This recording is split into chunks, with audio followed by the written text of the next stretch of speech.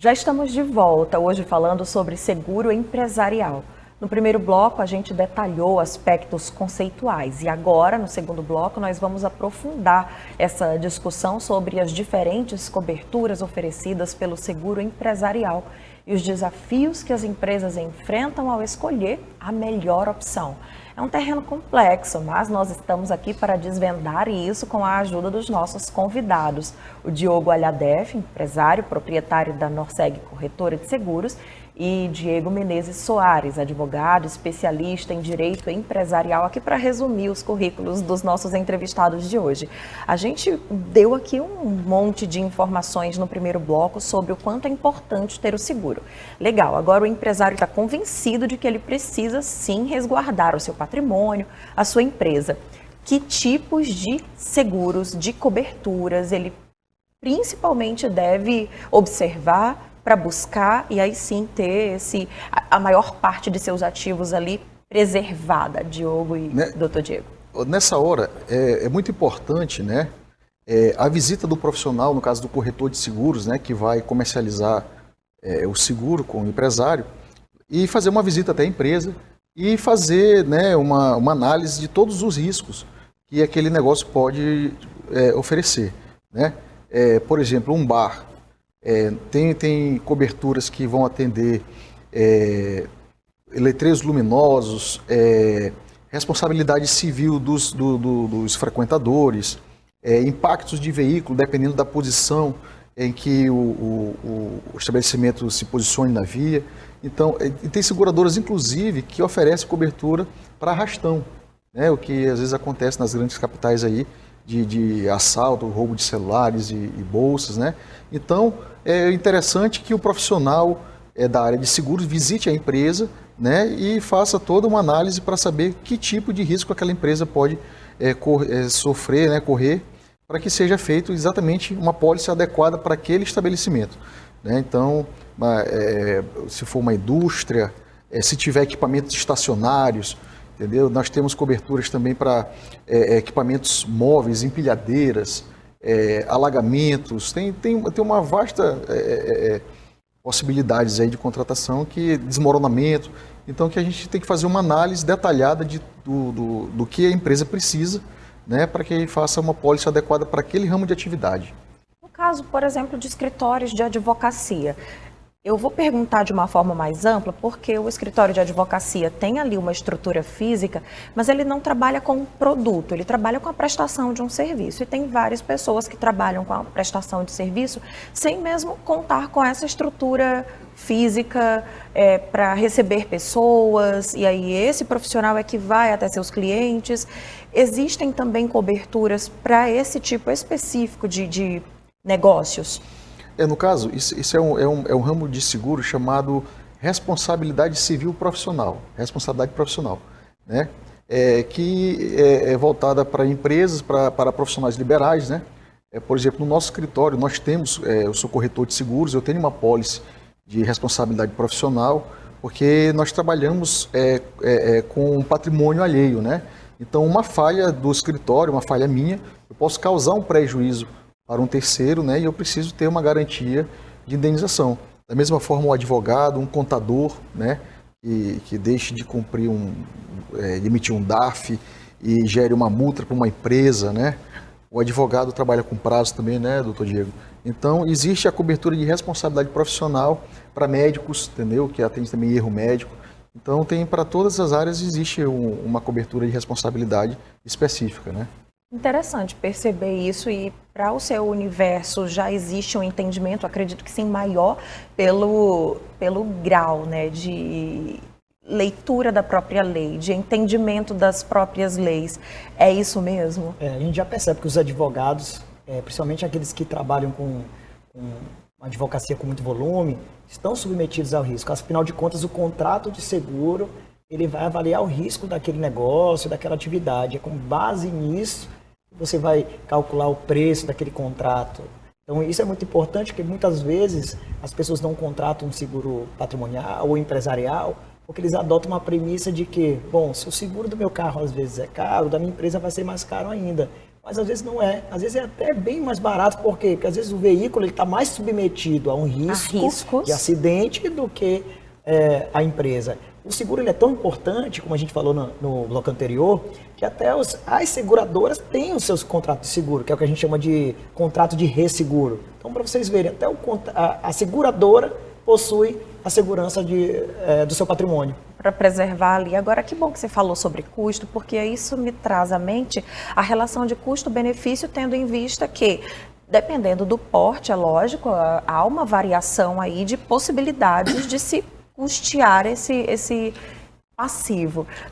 É possível, por exemplo, escolher alguns elementos ali em contato com o advogado que faz a prestação de serviço ou o próprio corretor de seguros e montar uma apólice ali personalizada junto às empresas? Sim, é possível, né? Inclusive os limites de indenizações, né? É possível ajustar, contratar previamente, né? O seguro patrimonial, que é o empresarial, ele é relativamente barato, né? Ele custa em média 0,1%. Na comparação com o automóvel, só para a gente deixar bem desenhadinho. É bem mais barato, né? Custa aproximadamente aí o seguro empresarial 0,1% do risco declarado. No caso, uma empresa com risco de 10 milhões de reais, né, o seguro custaria 10 mil reais. Né? Agora, isso sofre uma variação de acordo com a classe de atividades da empresa. Se for uma indústria farmacêutica, uma indústria química, né, obviamente que é bem mais caro do que um escritório de advocacia. Né? E também o tipo de construção do imóvel. Se for uma empresa funcionar no imóvel de madeira, o seguro está mais correndo risco de ter um incêndio do que, por exemplo, uma empresa que funcione num prédio de concreto. O tipo de equipamento de segurança.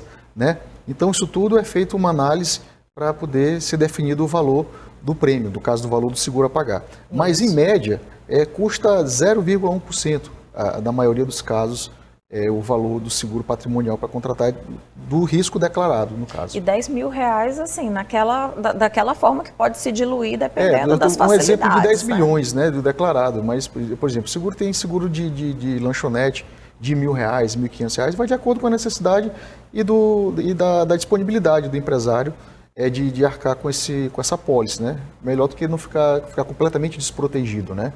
Muito interessante. Acho que um ponto que merece também atenção, complementando o que o Diogo está falando, é a análise correta do contrato que você está assinando, até para aproximar suas expectativas quando de uma futura utilização do seguro, né? Do benefício do seguro. Por quê? Porque muitas vezes o consumidor, o contratante, ele não avalia corretamente o contrato e quando ele necessita do seguro, ele se vê ali desguarnecido. Não porque o seguro às vezes falhou, né? Às vezes pode ser que sim, mas às vezes é por conta de uma expectativa que não foi observada quando da contratação.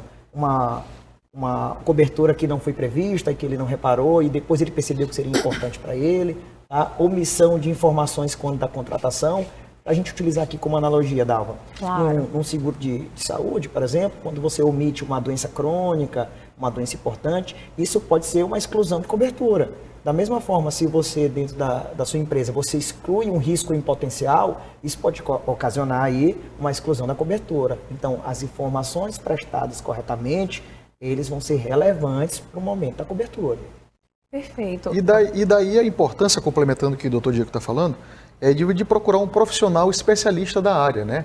No caso, o corretor de seguros, habilitado pela Superintendência de Seguros Privados, né, que é o profissional habilitado a comercializar aquele produto. Então, o profissional saberá fazer análise do risco, né?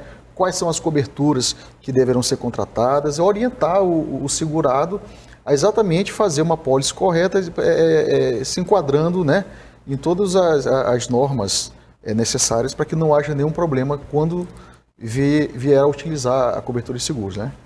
Gente, então fiquei com outra dúvida. O empresário que está buscando fazer ali a preservação desse patrimônio, busca o seguro.